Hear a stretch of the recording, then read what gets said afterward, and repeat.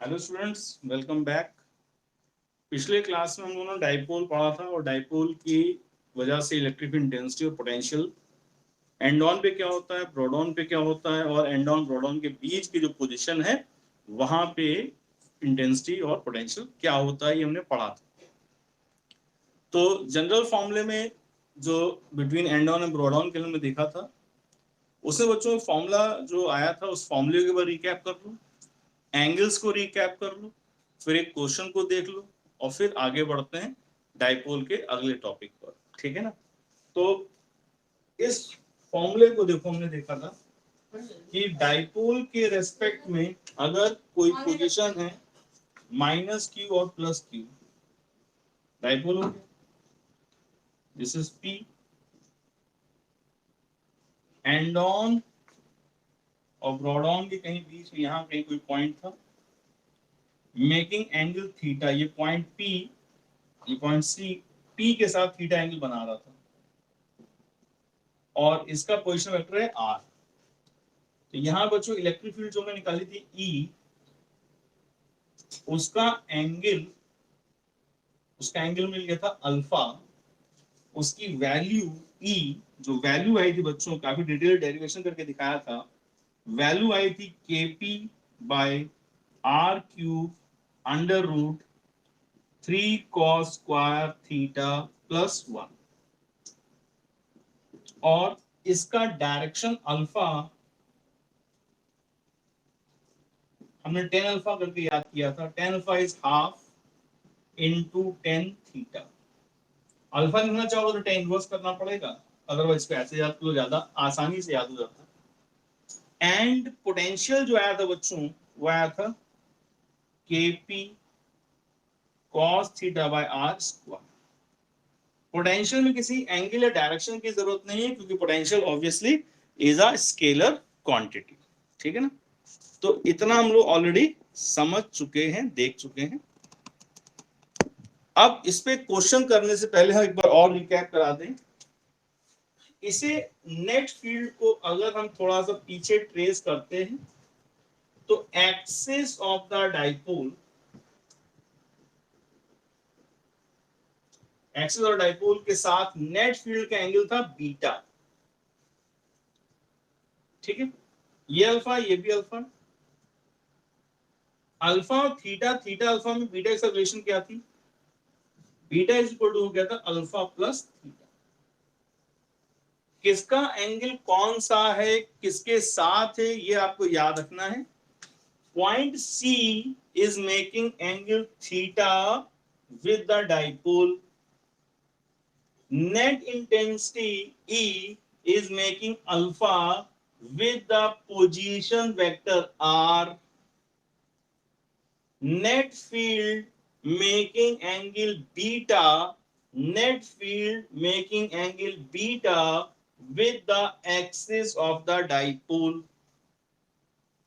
तो alpha, theta, beta, ये आपके दिमाग में एकदम याद रहनी चाहिए, डायग्राम वाइज और याद रखने वाइज, दोनों बातें याद रहनी चाहिए। ये सारे फॉर्मूले पिछले क्लास में आपको दिखाए जा चुके हैं, समझाए जा चुके हैं। अब इस पर हम करने आ रहे हैं क्वेश्चन, जिसमें आपको समझ में आएगा कि what is the importance of alpha, theta and beta.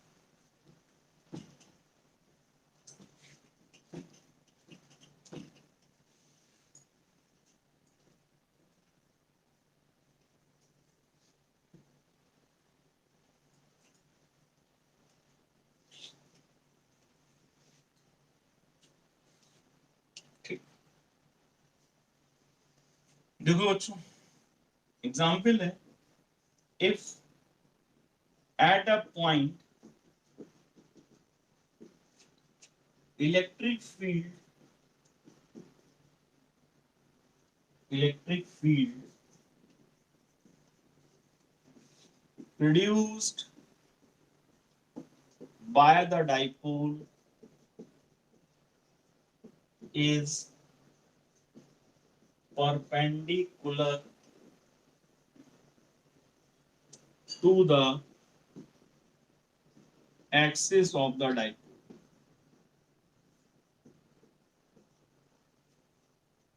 such that the field is at 30 degree with the position vector r if dipole moment is p, what is the electric field intensity and potential at the given point। ठीक, ये question आपके सामने आ गया। ठीक है, अब इसको आप पढ़ें, समझें, देखें क्या कह रहा है, क्या पूछ रहा है। तो क्वेश्चन सिंपल कि if at a point electric field produced by a dipole is perpendicular to the axis of dipole such that the field is at 30 degree with the position vector r. If dipole moment is p, what is the electric intensity and potential at the given point?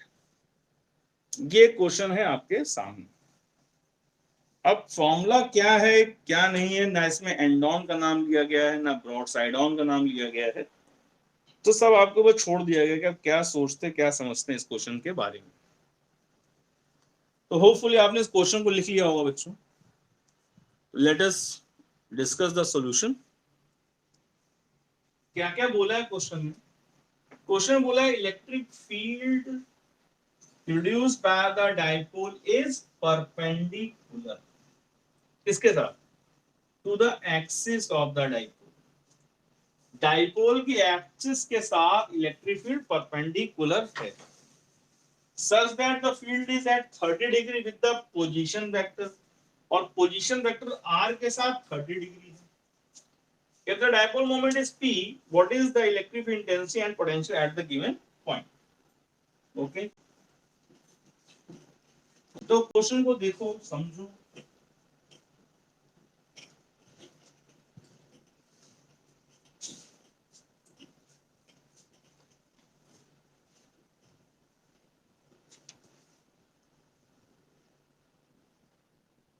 This is minus q, this is plus q।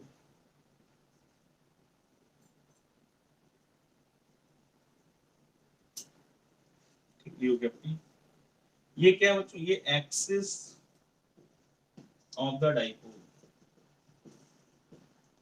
Net field जो भी जहां भी है कहीं भी है, वो बताई जा रही है कि एक्सिस के साथ परपेंडिकुलर। ये हो गया परपेंडिकुलर विद द एक्सिस। तो ये जो फील्ड है बच्चों, ये फील्ड एक्सिस के साथ परपेंडिकुलर है, लेकिन पोजीशन वेक्टर r के साथ कितना एंगल बनाए हुए and making angle 30 degree with the position vector r, ऐसा क्वेश्चन ने कहा। तो लॉजिकल बात सिंपल समझ में ये आ रही है कि अगर ये 90 डिग्री है, r के साथ 30 डिग्री है, तो जाहिर सी बात है ये एंगल कितना बचा? 90 30, तो ऑब्वियस से कितना बचा? 60।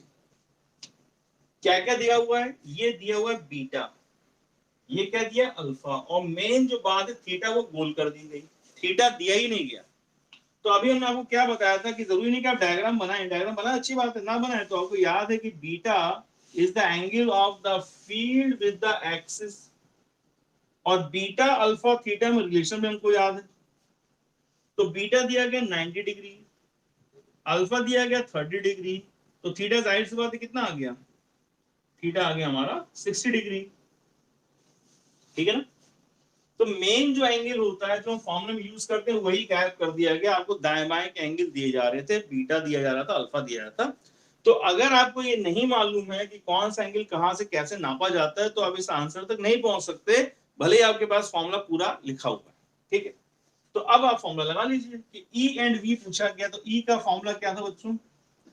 KP by R cube bracket 3 cos square theta plus 1। Now theta कितना है? 60 डिग्री। तो रिजल्ट आ गया आपके सामने बहुत आसानी से, KP by R cube √3 cos square 60 degree. cos 60 होता है हाफ, हाफ का स्क्वायर हो गया 1/4 प्लस 1। टेकिंग एलसीएम कितना जाएगा 7/4। तो ई का रिजल्ट बच्चों यहां लिख दे रहे हैं। ई का रिजल्ट आ गया आपके पास kp/r³ √4/3 + 1 समझ गए 7/4। रूट के बाहर आ गया तो ई बराबर हो गया kp√7/2r³। ये आ गया आपका आंसर, क्योंकि उसने डायरेक्शन अल्फा ऑलरेडी 30 दिया हुआ है, तो he will not ask the direction with the position vector, वो ऑलरेडी गिवन है। वैल्यू पूछी गई थी तो वैल्यू आ गई हमारे पास kp√7/2r³। नाउ पोटेंशियल, तो पोटेंशियल तो बहुत आसान है, क्या है kp cos θ/r²। kp cos कितना बच्चों 60 डिग्री बाय r², बस cos 60 कितना होता है हाफ, तो रिजल्ट आएगा हमारे पास kp/2r³, sorry 2r²। This is your answer, intensity and potential. तो बच्चों हमने डायग्राम आपको समझाने के लिए बना दिया है, और जरूरी नहीं कि डायग्राम आप बनाएं, अल्फा बीटा थीटा की इक्वेशन याद है तो you can solve the question very easily. ठीक है, इसको नोट कर लीजिए, लिख लीजिए।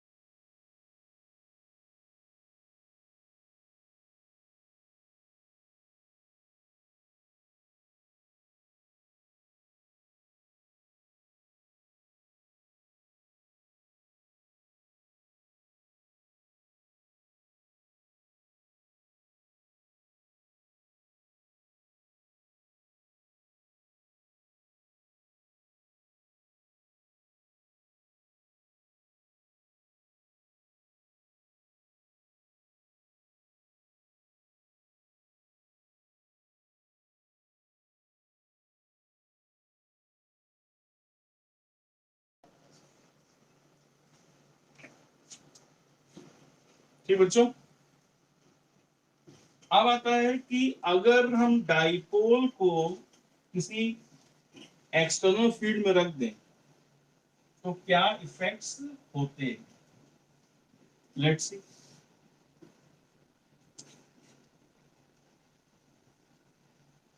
इफेक्ट्स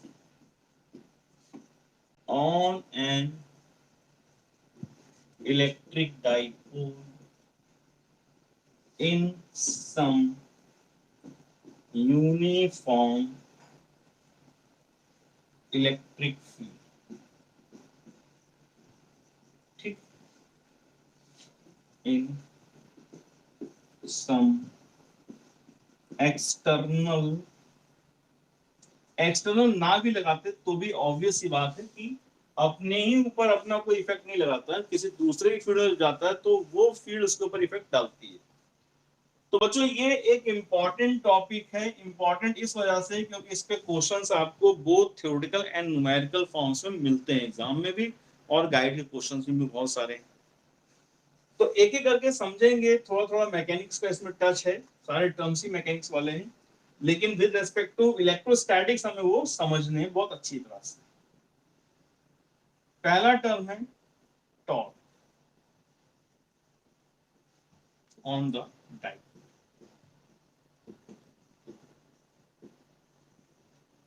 तो टॉर्क के लिए पहले तो थोड़ा सा पीछे बेसिक में ले जाते हैं, जो कि ऑलरेडी हम डिस्कस कर चुके हैं पिछले क्लासेस में, लेकिन फिर भी एक बार वापस चलते हैं।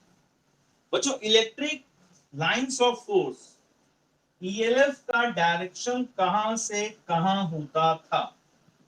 What is the direction of electric lines of force? तो हम कहते हैं from positive to negative. Electric lines कहां से कहां चलती हैं? प्लस से माइनस। ये बात हम याद रखें, जैसा हम जानते हैं, कैरेक्टरिस्टिक वगैरह पढ़ चुके हैं। नाउ अगर एक पॉजिटिव चार्ज यहां रखा होगा तो वो पॉजिटिव इससे मिले, उसको मिलेगा रिपल्शन, इधर से मिलेगा अट्रैक्शन। तो पॉजिटिव चार्ज के ऊपर जो फोर्स लगता है that is along the direction of field. सही बात है। अगर एक नेगेटिव चार्ज रख दें तो नेगेटिव चार्ज इधर अट्रैक्ट होगा, यानी एक नेगेटिव चार्ज में जो फोर्स लगता है that is opposite to the direction of field. Positive charge पे along the direction of field, negative charge पे opposite to the direction of field. ये तो होगी फोर्स की बात। फोर्स को लिखते क्या थे हम? फोर्स को हम लिखते थे Q into E, because E को लिखते थे F बाय Q। तो ऑब्वियस सी बात है, F बराबर QE, पॉजिटिव चार्ज पे QE along the direction of field, negative charge पे अपोजिट टू E, और फॉर्मूला वही रहेगा QE opposite to the field. Clear हुआ? लाइंस कहां से कहां? पॉजिटिव से नेगेटिव। पॉजिटिव चार्ज पे force along the field, negative charge पे फोर्स अपोजिट टू फील्ड। चाहे पॉजिटिव चार्ज का हो चाहे नेगेटिव चार्ज, फोर्स की वैल्यू क्या है? QE। Correct. Now coming to the topic torque. Torque, particularly torque यानी कि जो पढ़ते थे मैकेनिक्स में, टॉर्क क्या है? Torque is force into the perpendicular distance. Torque क्या है? Force into perpendicular distance. अच्छा, अगर किसी बॉडी पे, किसी ऑब्जेक्ट पर दो टॉर्क लग रहे हो, दो टॉर्क रोटेशनल इफेक्ट पैदा कर रहे हो, दो टॉर्क की वैल्यू इक्वल है, वैल्यू इक्वल है, तो वो जो दो वैल्यूज हैं टॉर्क की कंबाइंड फॉर्म में, they are called as couple. क्या कहते हैं उसे? कपल कहते हैं। तो अब ये सारी बातों को हम कंपाइल करके यहाँ पे देख लें, ये सारी बातें और जो हमने टॉर्क की डेफिनेशन बोली उनको कंबाइन कर रहे हैं, एक साथ मिला के देखें, रिजल्ट हमारा तुरंत आ जाता है।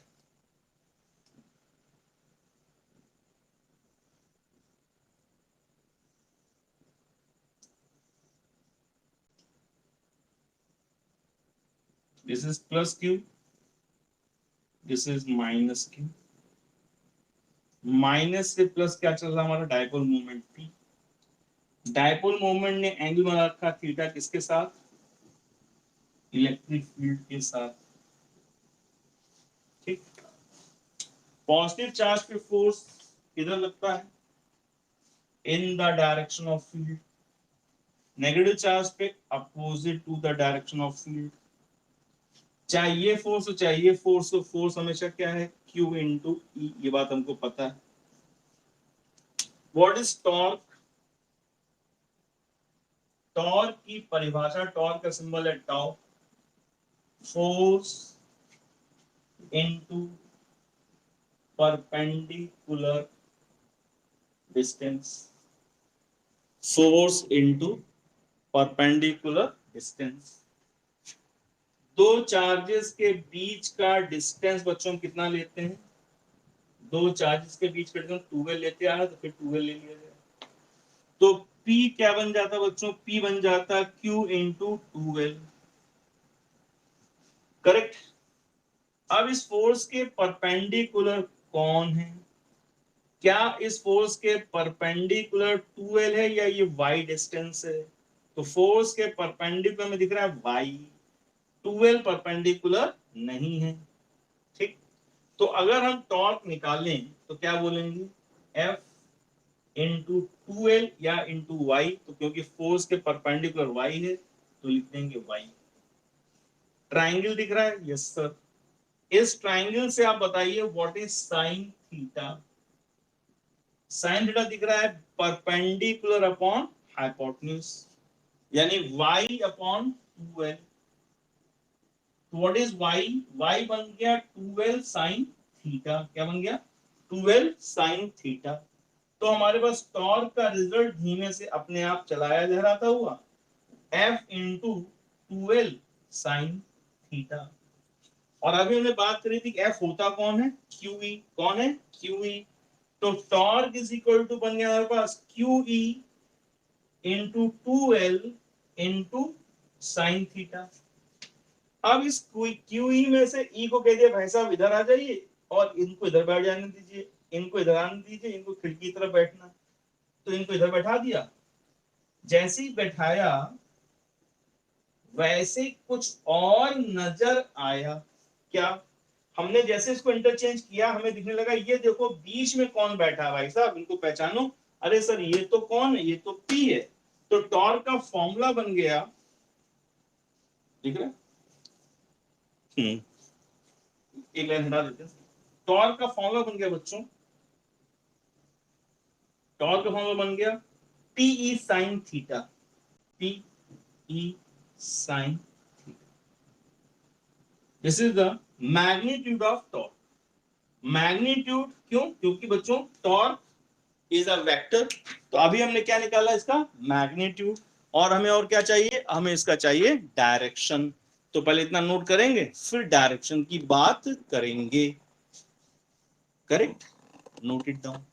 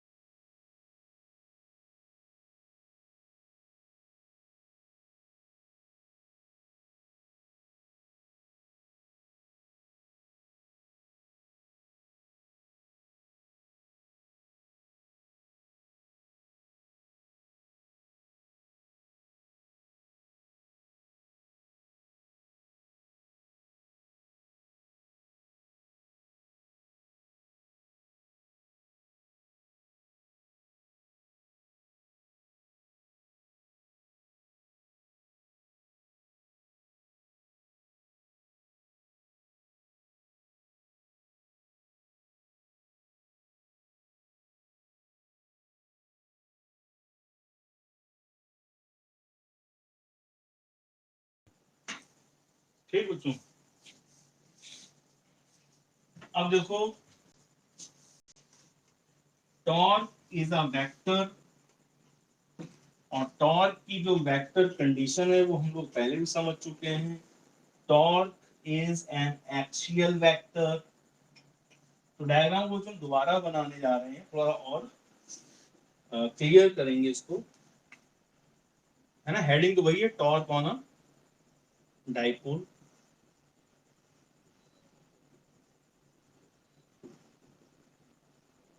Plus Q minus Q, electric field E, electric field E, तो इधर लग रहा है Q E opposite to field, इधर लग रहा है Q E along the field, and this is the angle theta with the. Torque का फॉर्मूला कितना है बच्चों? टॉर्क का फॉर्मूला आ गया, वैल्यू मैग्नीट्यूड आ गया पी ई साइन थीटा। और क्योंकि यहाँ पे दो टॉर्क लग रहे हैं, हम इधर से देखें या इधर से देखें, तो इसके ऊपर ये रोटेशनल इफेक्ट पैदा कर रहा है। तो ये जो टॉर्क है, a pair of torque form a couple, तो इसको आप कपल भी कह सकते हैं, ठीक। तो टॉर्क है कपल, और क्योंकि P वेक्टर है, E वेक्टर के जो साइन थीटा है, तो you can also write torque is equal to cross product of P and E।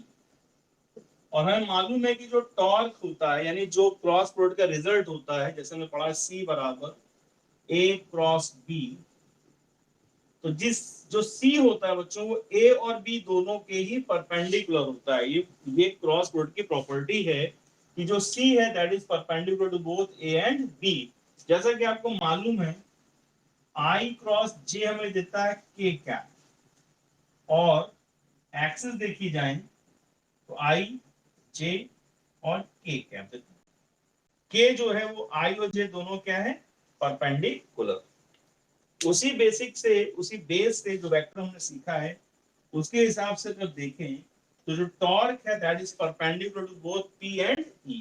तो बच्चों यहाँ पे जो टॉर्क का डायरेक्शन है वो डिपेंड करता है कि अगर इसको टॉर्क, इस डाइपोल को घूमने दिया जाए, रोटेट होने दिया जाए, तो इस डायग्राम से तुम्हें इसका रोटेशन किधर दिख रहा है, क्लॉकवाइज या एंटी क्लॉकवाइज? तो कहोगे सर घूम रहा है क्लॉकवाइज। और क्लॉकवाइज में हमें मालूम है कि कोई स्क्रू ले, कॉर्क स्क्रू रूल के हिसाब से अगर हम किसी कॉर्क को क्लॉकवाइज घुमाते हैं तो दैट मूव्स इनवर्ड, क्लॉकवाइज घुमाते हैं तो इनवर्ड जाता है। और इस डायग्राम के हिसाब से अगर हम देखें तो क्लॉकवाइज ही घूम रहा है तो इनवर्ड जाएगा। और इनवर्ड को हम कहते हैं बच्चों क्या? माइनस के कैप।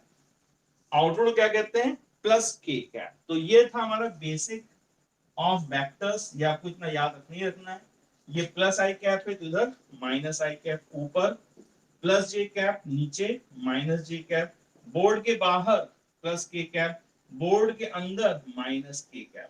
तो क्लॉकवाइज किसी स्क्रू को घुमाते हैं, क्लॉकवाइज किसी को घुमाते हैं तो दैट मूव्स इनवर्ड, सरफेस के अंदर की तरफ चलने लगता है। और सरफेस के अंदर जाता है तो उसे हम कहते हैं माइनस के कैप, बाहर आता है तो कहते हैं प्लस के कैप, ठीक है।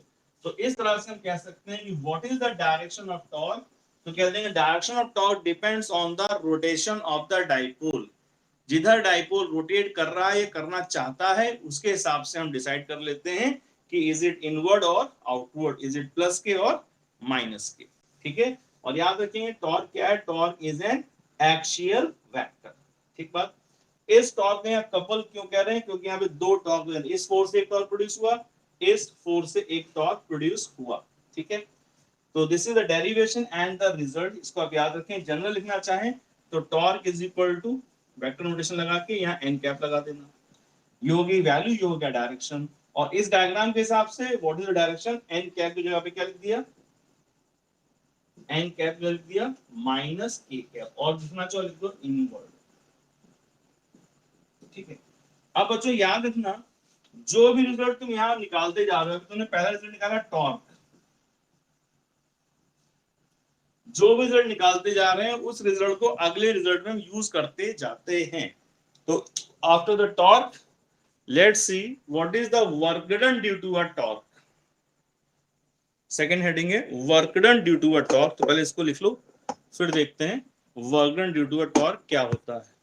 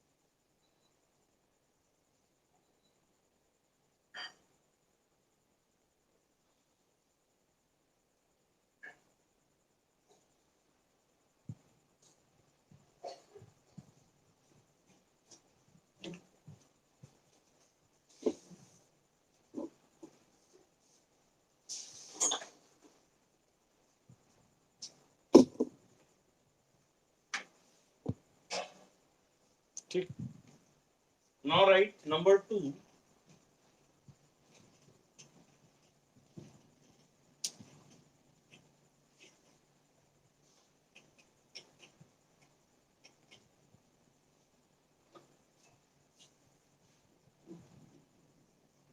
Work done on a dipole.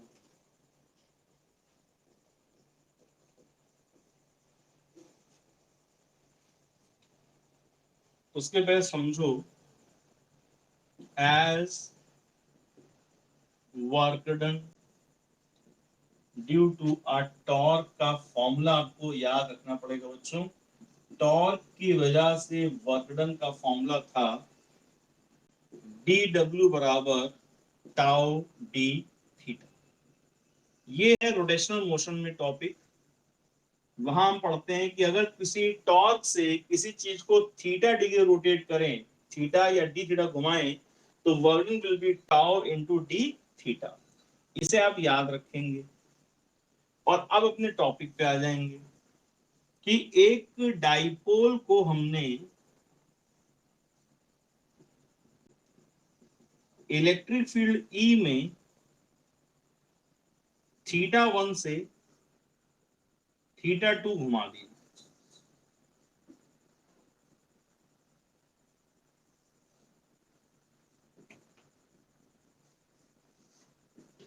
ठीक है, थीटा 1 से थीटा 2 घुमा दिया। तो थीटा 1 से थीटा 2 घुमाने में वर्क डन कितना हुआ। और पॉइंट टू बी नोटेड क्या है बच्चों, पॉइंट टू बी नोटेड ये है कि जो थीटा 1 है वो भी ई से नापा गया, थीटा 2 भी ई से नापा गया, यानी कि दोनों ही angles theta 1 and theta 2 both are taken with respect to the electric field. दोनों ही एंगल कहां से लिए गए हैं, इलेक्ट्रिक फील्ड ई से। पी का एंगल ई से थीटा 1, इसको घुमा दिया थीटा 2। तो दोनों angle theta 1 and theta 2 both are taken with respect to the electric field. ये बात ध्यान रखेंगे। अब यहां आ जाएंगे। तो क्योंकि हमने अभी पढ़ा टॉर्क बराबर क्या था बच्चों, पीई साइन थीटा, तो वर्क डन का रिजल्ट आ गया हमारे पास। टॉर्क ने रिप्लेस कर दिया PE sine theta D theta. Now we want to find complete work done. तो इधर भी इंटीग्रेशन कर दें, इधर भी इंटीग्रेशन कर दें। डी डब्ल्यू का वर्क डन हो गया आपका डब्ल्यू, और आपने कहां से कहां रोटेट किया, थीटा 1 से थीटा 2। तो between theta 1 theta 2 work done is W. Theta 1 से थीटा 2 का जो वर्क डन है वो डब्ल्यू है, उसको लिख दिया हमने from theta 1 to theta 2 work done W. Now P को आपने लिखा बाहर, और बच्चों साइन थीटा का इंटीग्रेशन होता है माइनस कॉस थीटा, और लिमिट लगा देंगे थीटा 1 से थीटा 2। उसके बाद upper limit minus lower limit, क्या आ जाएगा, एरो हटा दें, कुछ लोग एरो समझ में नहीं आता कैसे आ जाता है। रूल क्या है बच्चों, upper limit minus lower limit. तो वर्क डन बराबर क्या आएगा, पी इस माइनस साइन को बाहर लगा दो थोड़ी देर के लिए, cos theta 2 minus cos theta 1।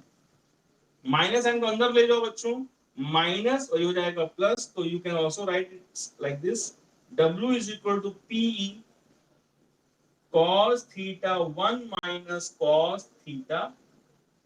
तो बच्चों याद रखो ये जो लिखा हुआ है ये है जनरल फॉर्मूला,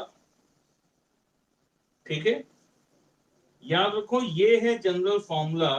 और जो आपको याद रहता है ज्यादातर 1 माइनस cos थीटा वो एक पर्टिकुलर केस। जनरल फॉर्मूला क्या है? From theta 1 theta 2 what is p bracket cos theta 1 minus cos theta 2। ये फॉर्मूला कहां से आया? ये हमें ऑलरेडी पता है, इसको मैं ऐसे लिख सकते हैं एज वी नो, ठीक है, जैसा हम जानते हैं। टॉर्क की वजह से वर्डन ये होता है, ये 11th का टॉपिक है। अब यहां से स्टार्ट करेंगे अपने 12th के टॉपिक में। टॉर्क हमको पता है, पी सैंडल्स को रिप्लेस करके इंटीग्रेशन करेंगे, लिमिट्स पुट करेंगे और हमें ये रिजल्ट मिल जाता है। Very straight and very simple derivation, ठीक है, इसको लिख लेंगे।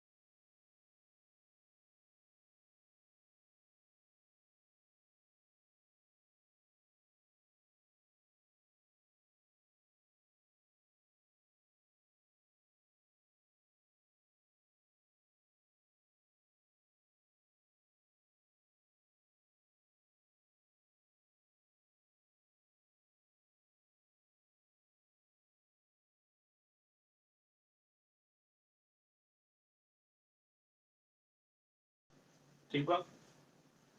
अब देखो बच्चों, इससे एक पर्टिकुलर केस बन जाता है, पर्टिकुलर कंडीशन बन जाती है। और क्या होता है कि बच्चे कभी कभी उस पर्टिकुलर कंडीशन को याद रखते हैं। तो आपको पर्टिकुलर कंडीशन नहीं याद रखनी है, जनरल फॉर्मूला याद रखना।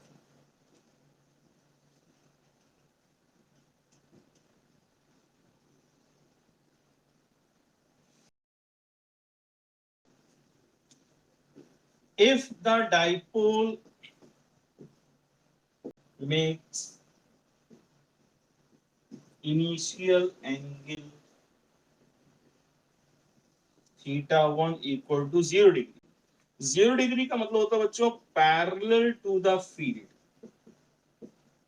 यानी जो डाइपोल है वो फील्ड के पैरेलल इस तरह से इलेक्ट्रिक फील्ड है और हमारा डाइपोल ऐसे पड़ा हुआ है।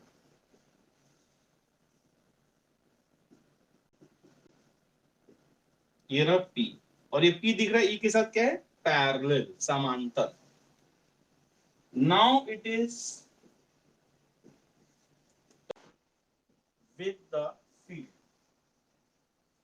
मतलब कहने का ये हुआ कि अब जब हम इसको टर्न किया फ्रॉम 0 टू एनी एंगल,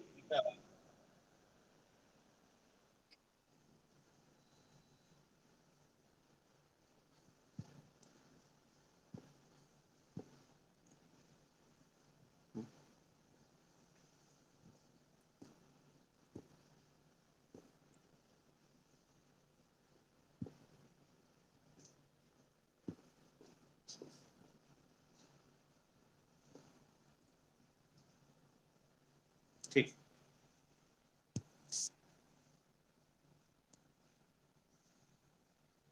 ठीक बच्चों, तो अगर हमने इसको टर्न किया from 0 degree to any angle theta, ऐसे टर्न कर दिया, ठीक है, तो वो डायग्राम यहां दिखा दे रहे हैं।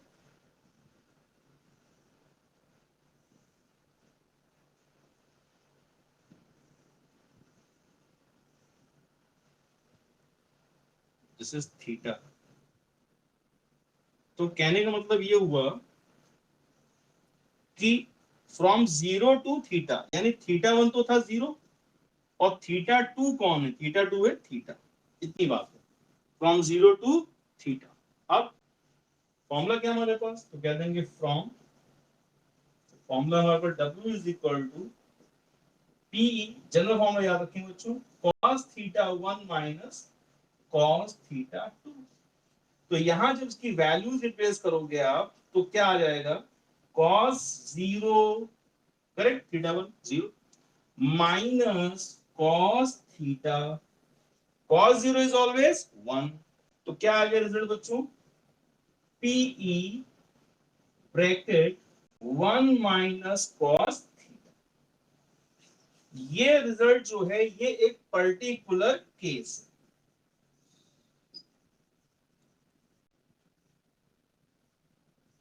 This is not the general formula. General formula क्या है, cos theta 1 minus cos theta 2। तो इस पर्टिकुलर केस को आप लिख लीजिए, from parallel to any angle theta, ठीक है, parallel to 30 degree, parallel to 60 degree, parallel to 90 degree, whatever. और अभी इसके बाद हम देखेंगे इस पैरेलल वाले जो कंडीशन है, इसी पैरेलल को हम कहते हैं इसका स्टेबल इक्विलिब्रियम।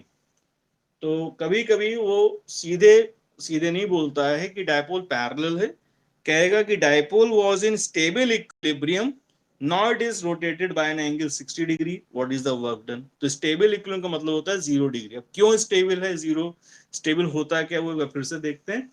हम लोगों ने चार्ज में ये पढ़ा था, what is stable what is unstable. तो पहले इतना लिख लो और फिर देखते हैं पोटेंशियल एनर्जी। और पोटेंशियल एनर्जी में आता है स्टेबल एंड अनस्टेबल कॉन्सेप्ट।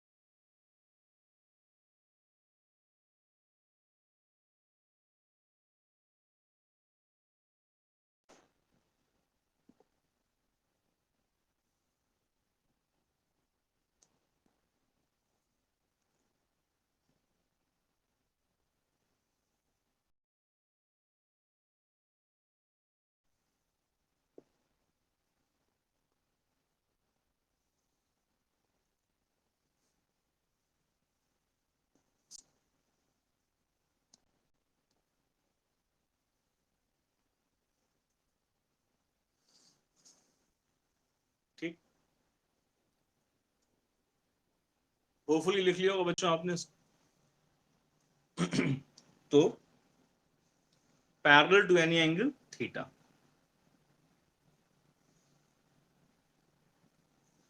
एक क्वेश्चन, ताकि कॉन्सेप्ट थोड़ा सा और क्लियर हो जाए, बढ़िया हो जाए।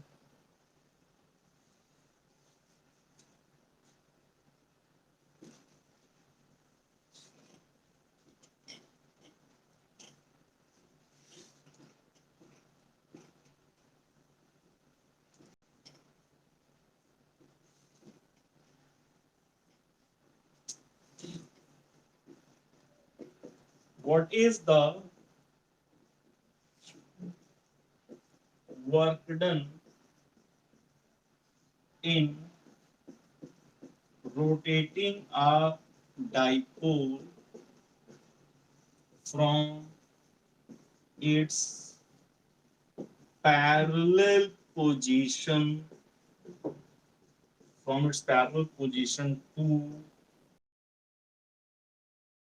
the parallel position। पहले तो ये बताओ, दूसरा परपेंडिकुलर पोजीशन ये बताओ, और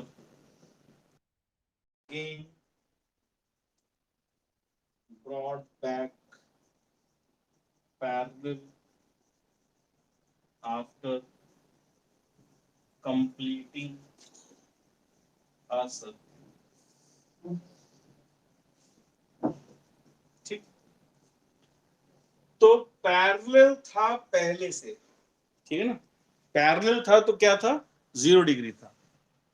आज कुछ बच्चों नेट की प्रॉब्लम चल रहा है ना, बार बार रिटर्न हो जा रहा है।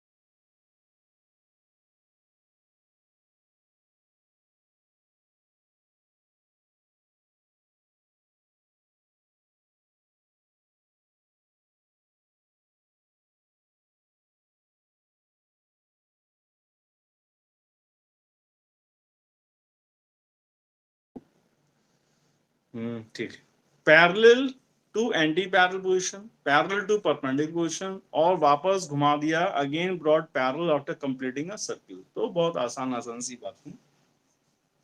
पैरेलल है तो थीटा 1 कितना दिया हुआ है, 0 डिग्री। एंटी पैरेलल थीटा 2 कितना हो गया, 180 डिग्री। परपेंडिकुलर थीटा 2 क्या लोगे, 90 डिग्री। और वापस घूम के वहीं आ गया तो थीटा 2 अगेन क्या हो गया, 0 डिग्री। ठीक है, तो एक एक करके तीनों के लिए वर्डन निकाल लिए जाए।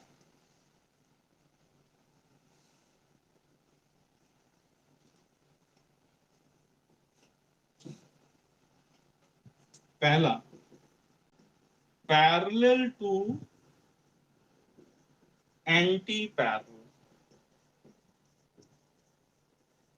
मतलब पहले ऐसे था,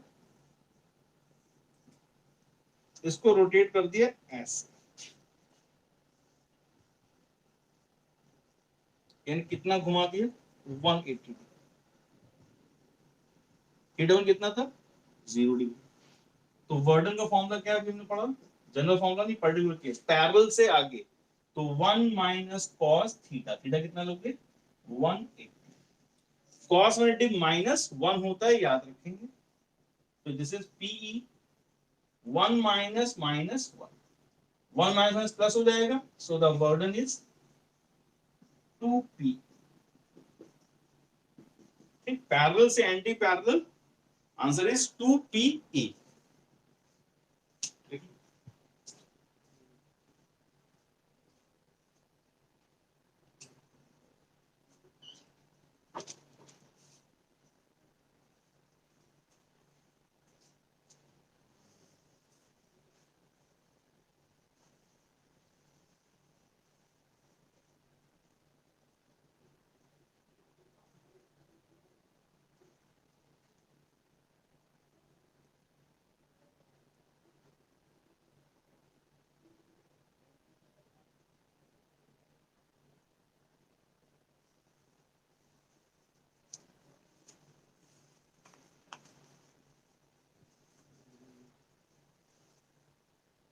ठीक, now second, parallel to perpendicular,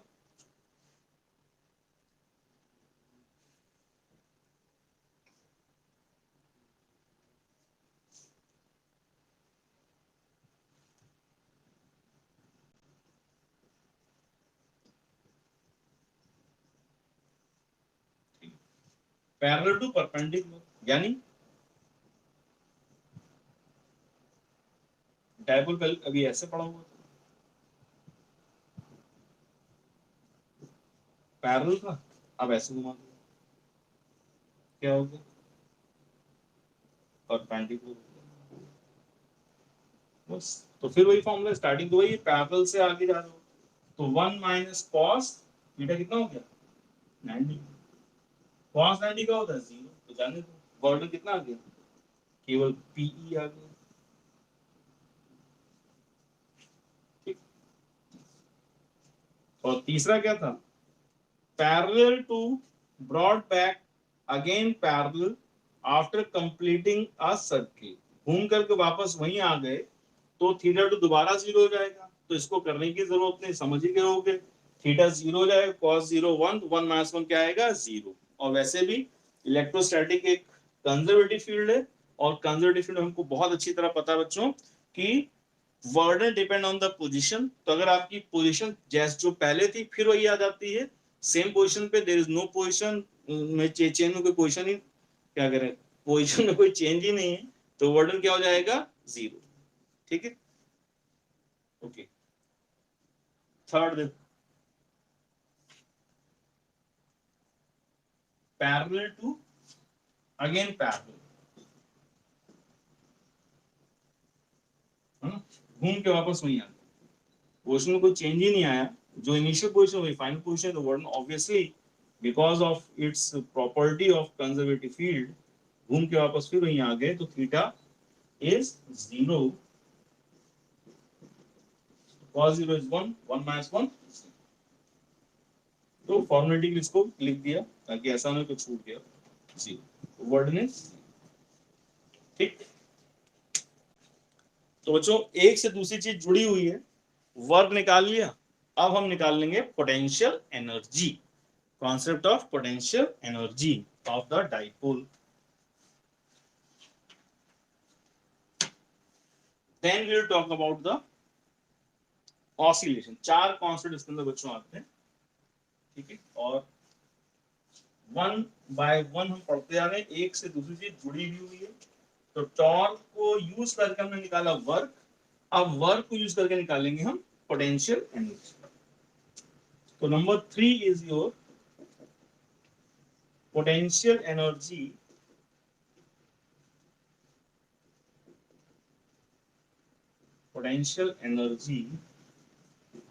of an electric dipole in some external field। ठीक है,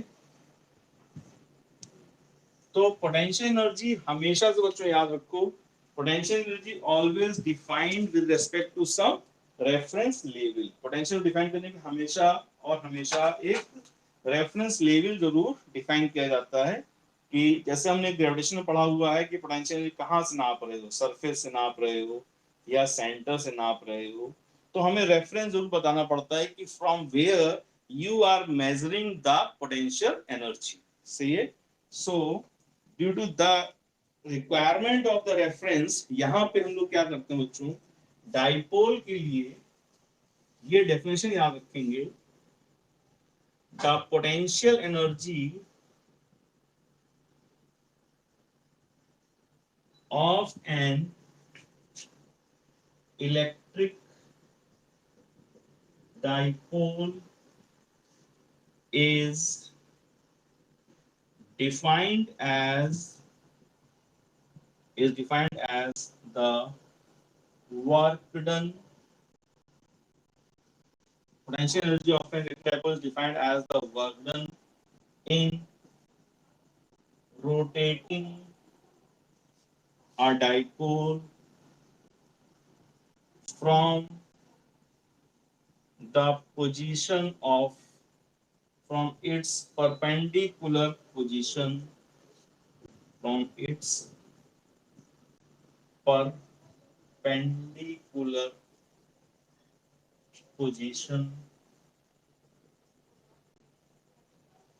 with respect to the field, that is dash.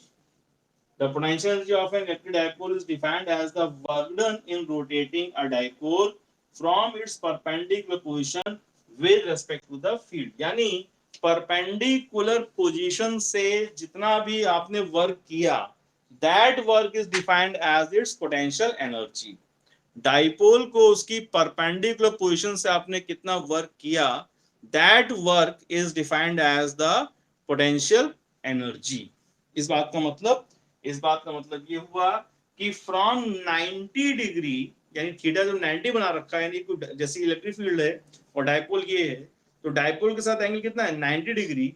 Field का डाइपोल से 90 डिग्री, 90 डिग्री से कितना आपने वर्क किया from 90 to given angle theta is defined as the potential energy.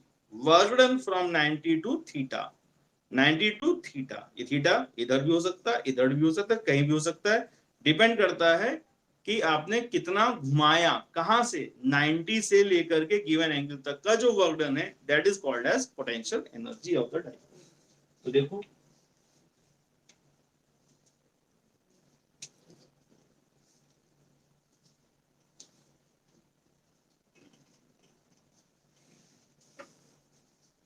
From D W बराबर tau D theta, वहीं से फिर से स्टार्ट कर दो। टाउ इज इक्वल टू क्या है, PE sine theta D theta, integration कर दो कहां से कहां तक, from 90 degree to the given angle theta, 90 से थीटा तक जो वर्क डन होता है, फ्रॉम 90 टू थीटा जो वर्क होता है, that is defined as its potential energy. From where to where, from 90 to given angle. तो u इज इक्वल टू क्या लिखोगे, p बाहर आ गया, साइन थीटा का हो गया माइनस कॉस थीटा, लिमिट्स लगा दी 90 से थीटा तक। Now u is equal to क्या आ गया बच्चों, माइनस पीई बाहर निकाल दिया, अंदर cos theta minus cos 90। What is cos 90, zero, तो पोटेंशियल का रिजल्ट बन गया minus PE cos theta, minus PE cos theta. This is the result of potential energy minus PE cos theta. ठीक है, इसको नोट कर लीजिए, डेफिनेशन आपको लिखवा दी, लिमिट्स आपको दिखनी 90 से थीटा तक।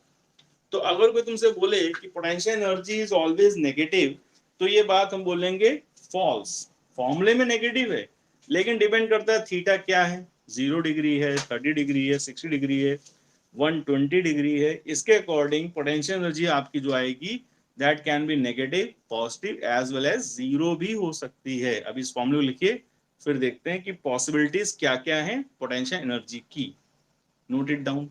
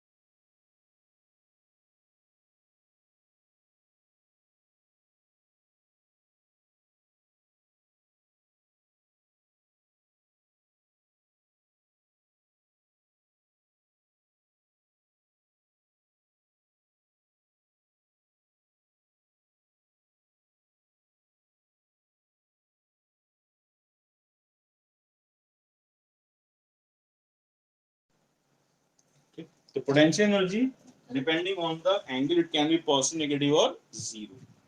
तो देखते हैं,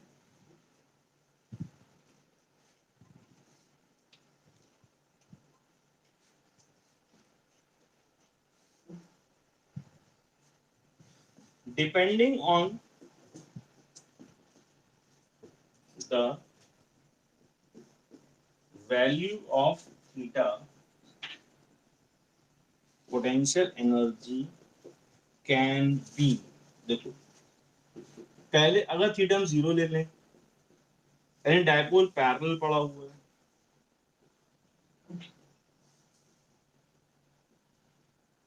ठीक, तो हमारी पोटेंशियल हो जाएगी minus PE cos zero, cos zero आ जाएगा 1, तो दैट इज माइनस पी। अगर हम एंगल ले लें बच्चों 90 डिग्री, यानी डायपोल हमारा फील्ड के परपेंडिकुलर रखा हुआ है लाइक दिस, ठीक है, तो cos 90 जीरो हो जाता है, तो फॉर्मूला फिर हमारा लिखा जाएगा, तो पोटेंशियल देखो जीरो।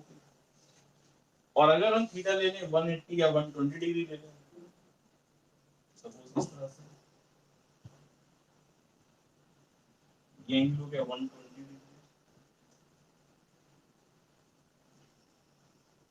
वो जो याद रखो cos 120 की वैल्यू होती है माइनस हाफ, क्या होती है माइनस हाफ, याद रखना।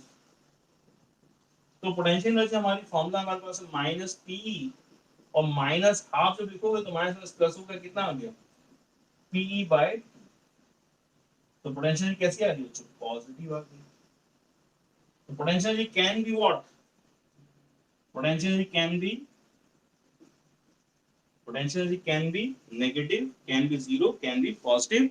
फॉर्मूले में बच्चों नेगेटिव लिखा हुआ है, ठीक है ना, तो फॉर्मूले में नेगेटिव का मतलब ये नहीं है कि वैल्यू नेगेटिव आएगी, it can have any value, positive, negative और जीरो। Note it down. तीनों एंगल दिखा करके लिख लीजिए।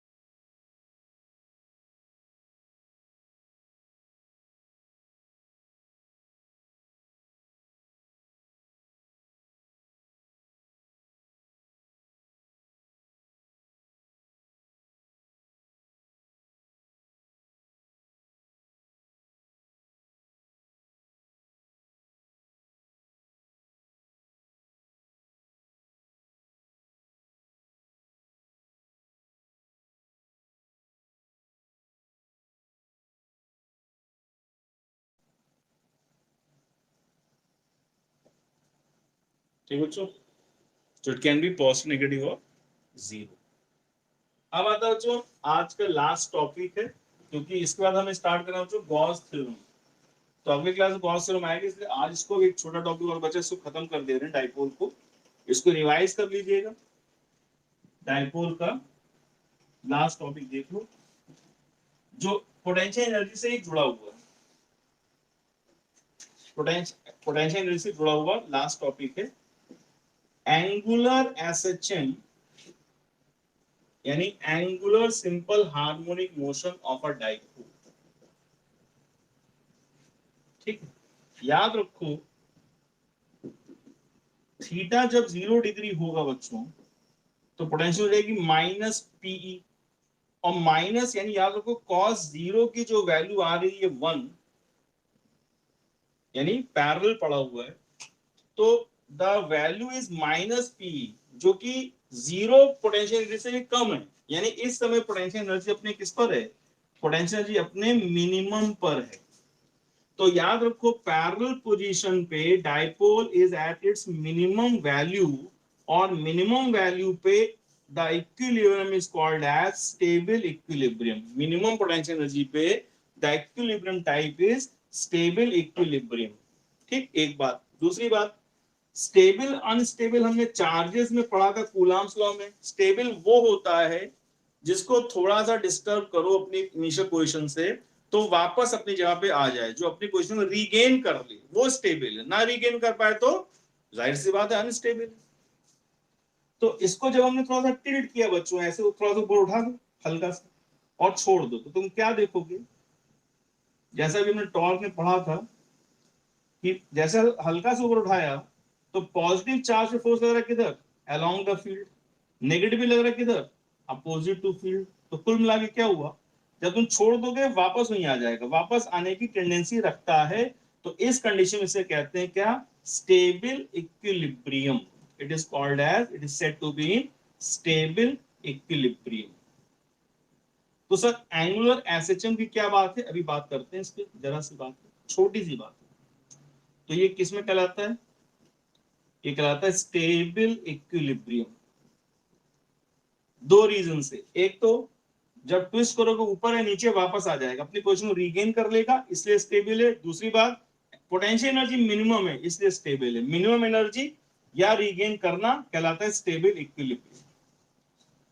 जब आप एंगल कर देते हो 180 डिग्री बच्चों, cos 180 हो गया -1, ऐसा करने से आपकी पोटेंशियल आती है प्लस पी, जो कि इसकी सबसे ज्यादा पॉसिबल वैल्यू है। Maximum potential energy is plus P, इससे ज्यादा वैल्यू नहीं हो सकती।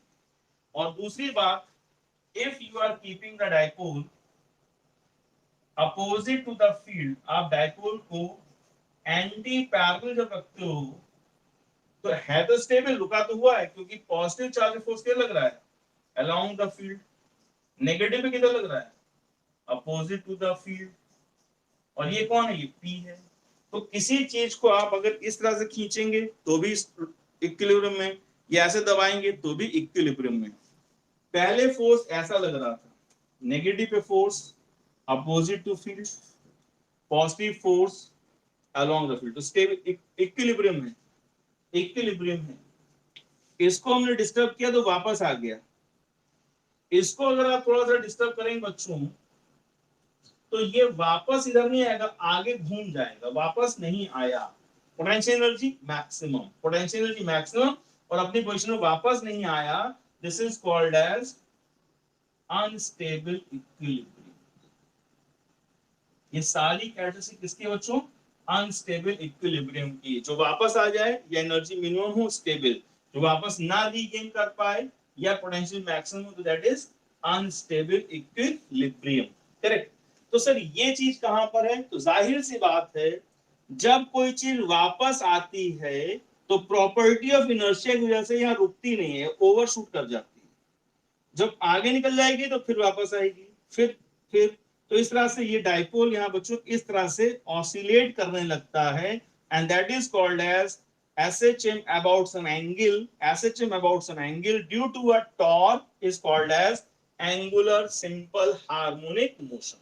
ठीक है, अब उसका टाइम पीरियड कितना होता है, ये हमारा लास्ट पार्ट है, तो पहले आप इसको बना लीजिए और फिर देखते हैं टाइम पीरियड कितना होता है। टाइम पीरियड इसके बाद देखते हैं। इस डायग्राम बना लीजिए, स्टेबल अनस्टेबल शो कर दीजिए, what is stable what is unstable, and then let us find out the time period of angular SHM। Diagram बना के स्टेबल अनस्टेबल लिख लीजिए।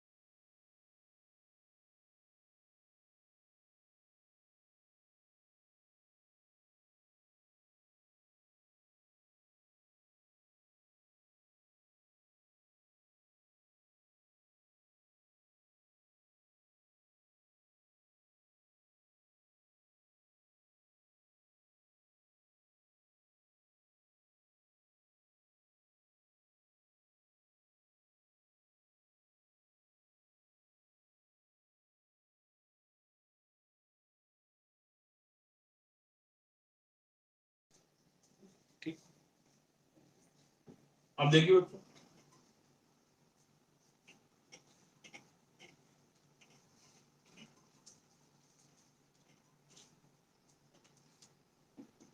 when an electric dipole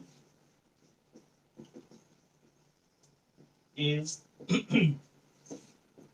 disturbed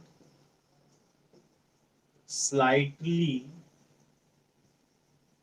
from its stable equilibrium position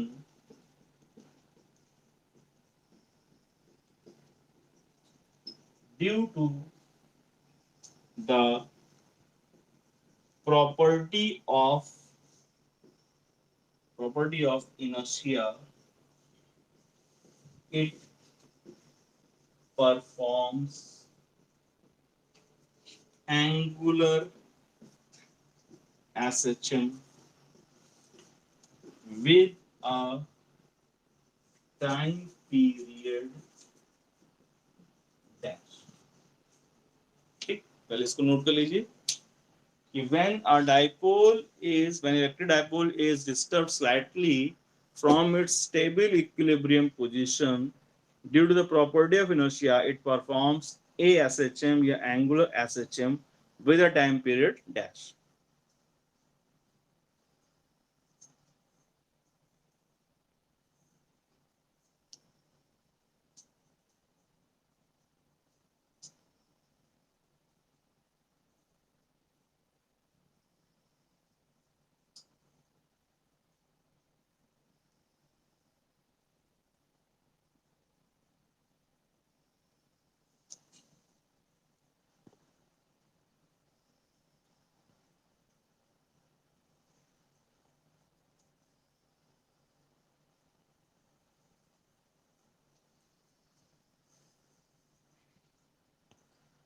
ठीक, देखो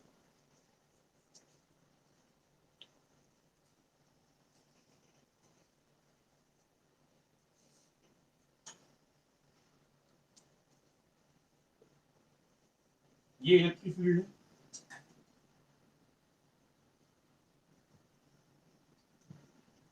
plus Q minus Q, ये dipole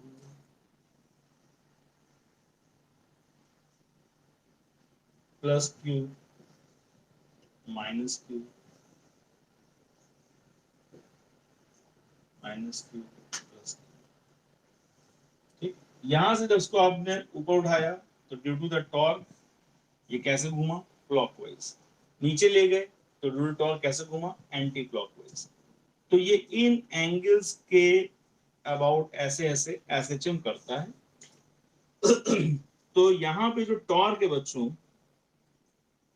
जो restoring torque है, उसका फॉर्मूला हमें पता है, torque is equal to TE sine theta. और ये बहुत छोटे छोटे एंगल्स में ऐसे ऐसे हल्का थिरकता है, तो कह देते हैं कि as angle is very small,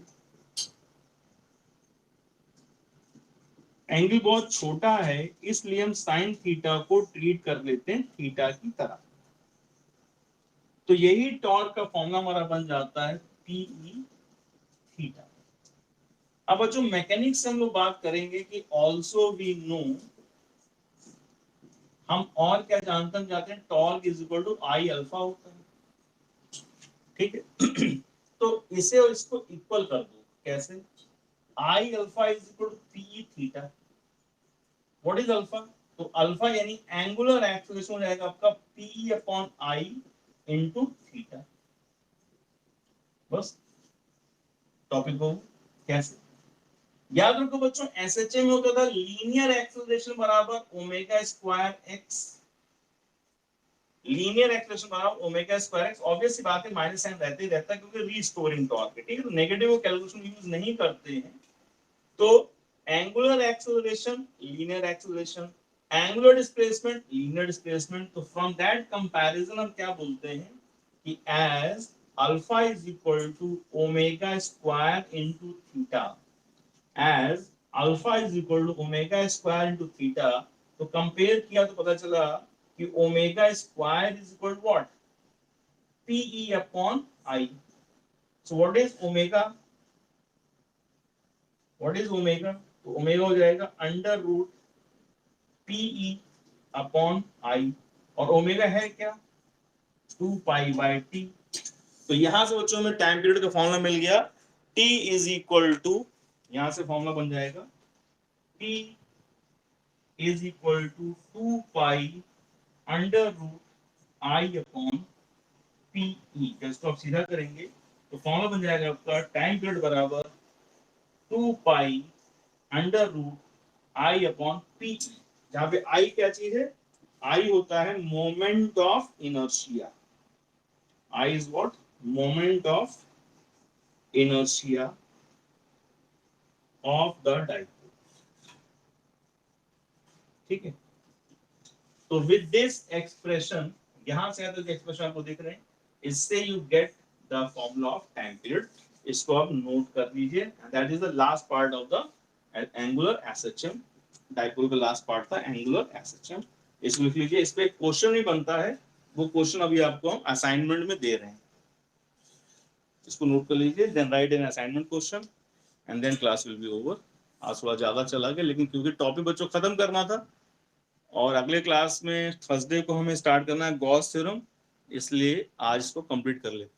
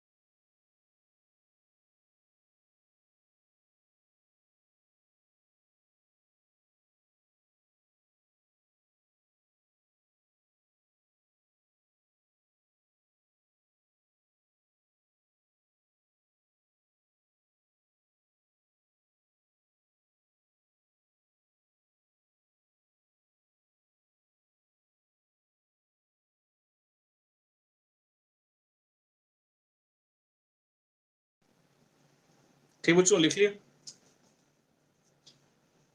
now ending the topic with the question, इसको आप ट्राई करके हमें व्हाट्सएप भेज सकते हैं।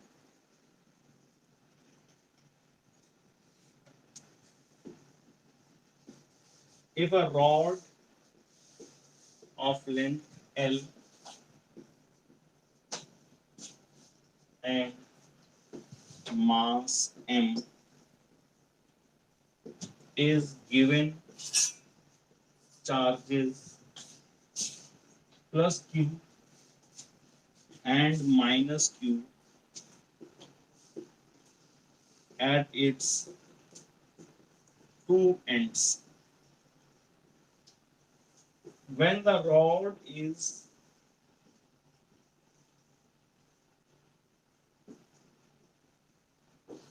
is placed parallel to some uniform electric field